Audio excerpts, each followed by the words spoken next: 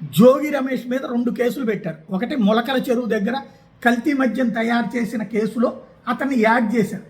చేసింది జనార్దన్ రావు వాళ్ళ బ్రదరు, అలాగే రెడ్డి ఎవరైతే ఉన్నారో జయచంద్రారెడ్డి. అయితే జయచంద్రారెడ్డిని అరెస్ట్ చేయలేదు, మిగతా వీళ్ళిద్దరిని అరెస్ట్ చేసి ఆ చివరిలో వాళ్ళిద్దరికీ జోగి రమేష్ సలహా ఇవ్వడం వల్లే చేశారన్నటువంటి పేరుతో అక్కడ అతన్ని నిందితుడిగా చేర్చారు. అదే సందర్భంలో ఇబ్రహీంపట్నం దగ్గర ఏదైతే వీళ్ళు రైడ్ చేసి పట్టుకున్నారో అక్కడ కేసులో కూడా జోగి రమేష్ని ఇరికిచ్చారు. 2 చోట్ల జోగి రమేష్ని ఇరికిచ్చారు. ఏంటయ్యా అంటే అతను చెప్పాడు అన్నటువంటి పేరుతో. అతను చెప్తే కేసు ఎట్ అవుతుంది. జోగి రమేష్ ఏదైనా ఆధారాలు ఉన్నాయంటే ముందు జైల్లో పడేస్తే తర్వాత ఆధారాలు తీస్తామన్నారు. ఏ ఆధారాలు సమర్పించట్లేదు. చివరికి ఇప్పుడు ఇబ్రహీంపట్నం పోలీస్ స్టేషన్ కేసులో జోగి రమేష్కి వాళ్ళ బ్రదర్ రాముకి బెయిల్ మంజూరైంది.